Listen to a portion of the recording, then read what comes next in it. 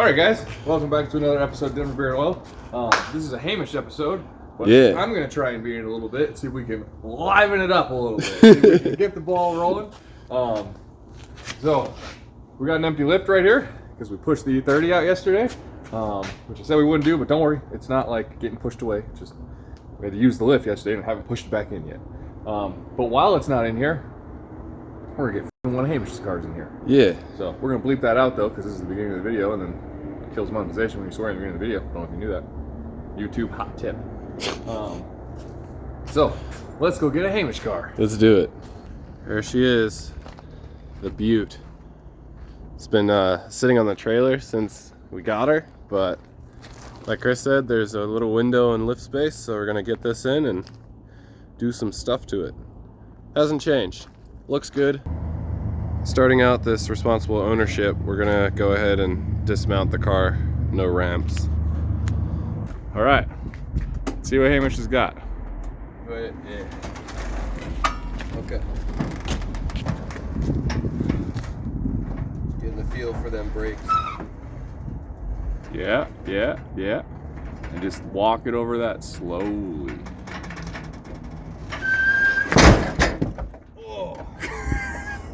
I didn't get the door hitting you in the face, but that really hurt. but you did fairly good until you didn't. Yeah. So try to go a little slower with the front. Okay. There, yeah, perfect. Just walk it down just like that. Perfect. All right, the ham wagon, whatever the fuck we call this thing, is on the lift for the first time. I thought of a pretty original name for this thing, actually. What is your pretty original name? I was thinking like the squirrel wagon. All right. Anyway. But anyway, if you guys don't know this car, this is Hamish's 1993 530i Touring, and it is getting an M60 B40 and a 6-speed out of a Euro 540i Touring. So they only made 499 of those cars, so this is a pretty rare engine to come across. And he's got most of the stuff he needs. He's got obviously the correct selector rod. He's got the correct drive shaft right there. He just bought motor mounts, and he just bought a trans cross member. Did you buy trans mounts? What's up? Did you buy trans mounts? No, I didn't need them. Oh yeah, it's got decent trans mounts still sitting on it. They're still in one piece. I was honestly thinking about sending it even if they weren't. So. Cool, looks like a car. Red shocks, what do those mean?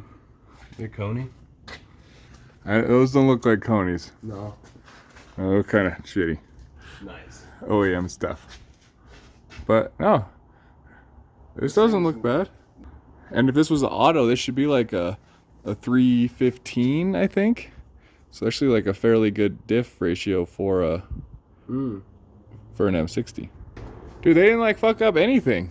No, the guy did like a really good pull when he was 20 years old. Yeah.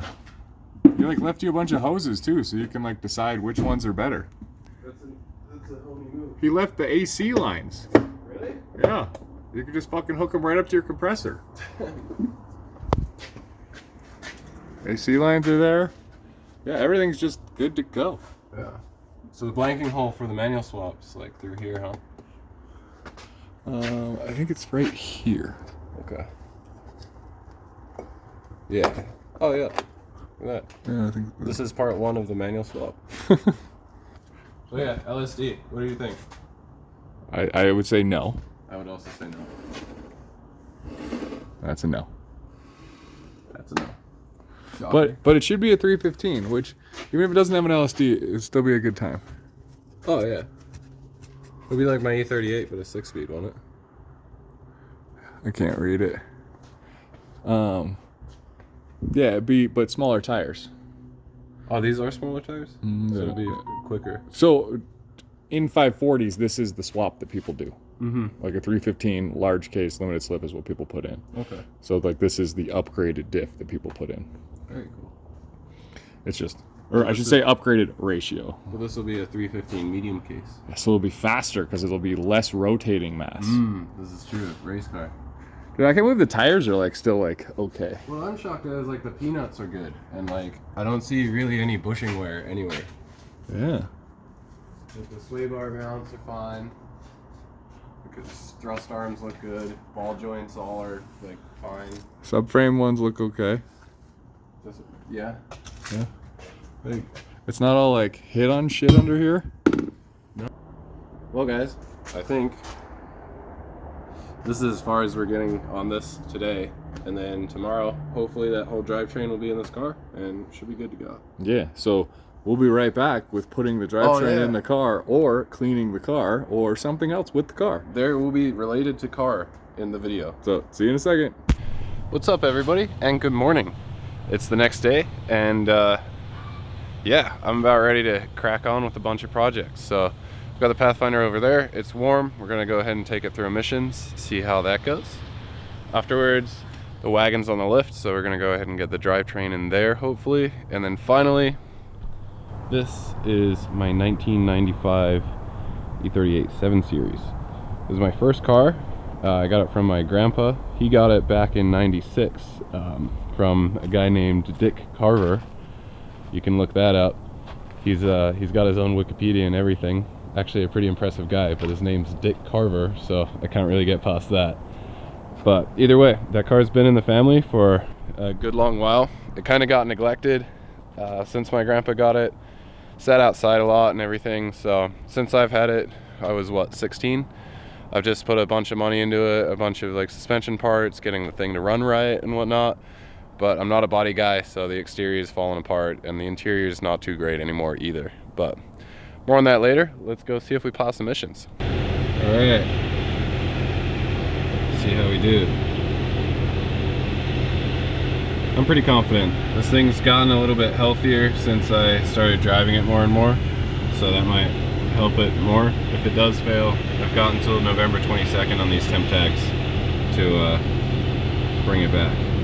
So we are back from emissions and it's bad news. I failed. So over here, this is a little sheet you get with them. I am high in NOx, and to me that's typically like a lean condition. I did some Googling. That's a lean condition. It could be like carbon buildup. Kind of just is a thing that happens. So they also give you a printout sheet on the dyno as it goes. So your black line is the speeds that they do, and then you've got each different thing. So your NOx, your hydrocarbons, your CO2, and your carbon monoxide. It's looking like I've got a pretty rough stretch right here from like the climb from like 40 to 50 miles an hour, and that's spiking about everything. But the NOx is where we failed, and it's got 1, 2, 3 and a few more spikes on it, and I'm thinking that could be gear shifts, because what I'm trying to do right now is figure out if it's high NOx at idle or on throttle, and from there kind of decide what I'm going to do. Chris reckons just throw a bottle of heat in it and go pass, and I mean, I'm going to try it, and I'm also going to try like seafoam and a bunch of other things. But I have 10 days, and these cost $25, so I have 10 days to go back, and it's a free test, or I have until November 22nd to get it to pass before my temp tags expire. So it's not that bad, but now we're on to the fun stuff. So here's the old lady drivetrain. Here's the old wagon vehicle, and that's the whole plan. Just get it in there. So I'm gonna go ahead and take off the hood just to make my life a little bit easier. Obviously get it on the ground a little bit, and we've got the hoist over there, so it should just be come up on the hoist, horseshoe it in, and we're done with the wagon. I'm not gonna like hook up anything with the engine, or I might, we'll see where we go, but I'm kind of just trying to get the engine in the car so that way Chris doesn't, there's less room in here, and that's kind of the hardest thing. Everything else can sort of be done later and with the car on the ground. And I mean, this could be done on the ground too, but we've got the lift open, so I'm gonna do that. Start with the wagon, go ahead and get the engine and whatnot ready and see where we end up there. So I'll be right back. Well, I was gonna lower it and put the engine in and everything, but I just remembered this engine bay is not clean. So I'm gonna go buy some degreaser and a few things, and we're just gonna try and power wash the engine bay up real quick and make it look nice. So probably not like a really detailed clean, but just something to get most of the gunk off. So be right back with some more cleaning supplies.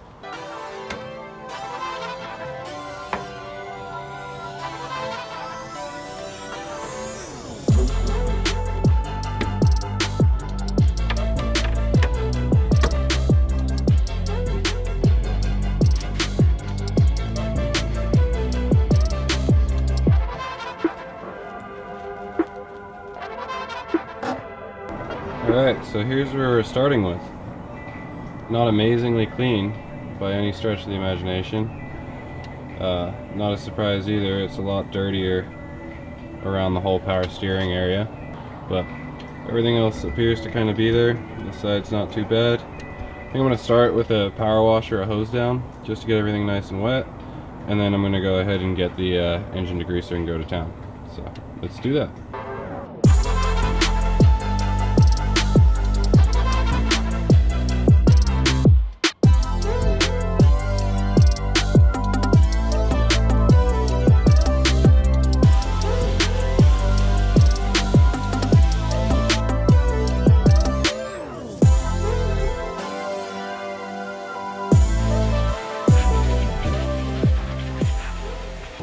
Alright, that's the engine bay degrease. That took a little bit longer. I used some sort of gel degreaser and it did a great job, but it had to wait like 10 minutes for it to dry and everything. So I'm gonna let this dry, put the power washer away, and then I'll show you guys how the engine bay looks once we're inside. And then finally, it'll be time to get the engine in this car. So I'll be right back in a jiffy. Well, that's for sure a lot cleaner than it was beforehand. I'm really stoked I got the subframe pretty much great. That heat shield looks almost brand new. There's a lot of paint that came off the rail there, and that definitely just screams rust hazard for me later on. But we're gonna go ahead and continue with the plan anyway. Yeah, just stoked I can actually touch everything and not get completely filthy, but only a little filthy. So I'm gonna go ahead and get this guy over here on a hoist and throw her in. Let's do it. Okay, so engine is now on the hoist, of course, and it's got all the parts it needs to sit in the car on there. So I've got brand new motor mounts on either side. They are side specific. I looked up the part numbers and made sure on real OEM. And then we've got our cross brace down here. That's all ready to go. Faces forwards. Good stuff. There's a few things on this engine that are going to be easier if I left the engine out to fix. So this is one of the oil feed lines. Guessing, no, it's for power steering. So like, you know, like this line would be far easier to replace now while the engine's out, and there's a few other lines that would be easier, but for the sake of getting it in the car, we're going to get it in the car. I did look at it and make sure it was possible, and if I remember the dimensions right, it's going to be fine. There's this line that's on the 530 on the chassis side, and I haven't figured out what this is for, because there doesn't really look to be a good way for this to sit in here. So I need to figure that out. And then there's this line as well, which we were looking at in another video, and it goes up kind of into the frame rail a little bit. I'm thinking that's some sort of secondary air pump thing for the B30 engines. There's not a secondary air pump for the B40s, so it should be okay. But yeah, not a whole lot. I got the chassis wiring that came on the drivetrain all off, and I mean, it's really just ready to get slapped in there. So we're gonna lower this down, and I'm gonna begin the shoehorn procedure. I am a little, I don't know what the term is, like I'm not sure how well this is gonna go. I've got it on a chain. I don't have like a balancing bar or anything holding up the engine, so I don't know if it's gonna be an easy one to kind of maneuver in there or not, but we'll find out how it goes. And yeah, I'll set you guys up on a tripod and probably just get to it. Okay, so this line here is a power steering line. It just goes straight through, not really a huge deal. It is a little bit bent, but I'm just gonna run it anyway. I might try and bend it out of the way real quick, but that's about it. It does a weird loop around thing, but yeah, I got everything as far as I can imagine together, and this doesn't have to be the only time it goes in or comes out. It would be ideal for it to be once, but this isn't the end of the world. So yeah, gonna bend this real quick and get the engine in. Having an extra hand for the engine weighs a piece.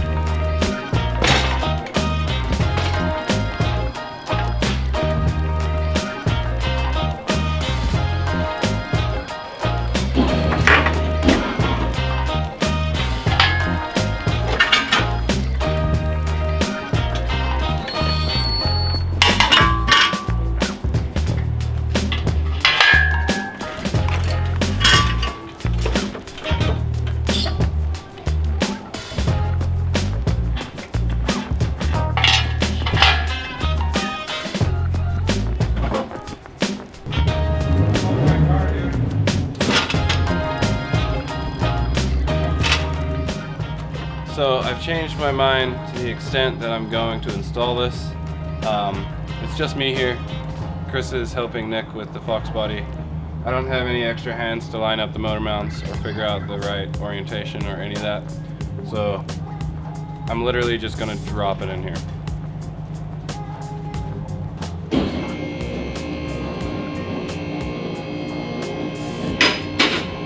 Alrighty, so I know I said I wasn't gonna mount it all the way, but we did get all the mounts lined up, everything kind of in and ready to go. So that's pretty good. I still have an automatic shifter cable. I haven't messed with anything that's in this car that needs to come out. I kind of just got the drive line in. So as far as it goes with the V8s, I haven't found any way to get the driver's side headers in without removing the steering or you know, some sort of strategy there. So I think my next plan is next time I can get this on the lift is I'll throw an engine bar on top, drop down the subframe, and then I can install these two headers back in. But it doesn't really matter anyway. I've got to get these studs out on either side so that way I can get a full exhaust in. Just some classic E34 stuff. So overall, we got the engine in pretty good. I didn't get any chance to do any E38 stuff today, but hopefully I'll be able to do some next week. So thanks for watching, guys. Be sure to like, comment, and subscribe, and hopefully this thing runs pretty soon here.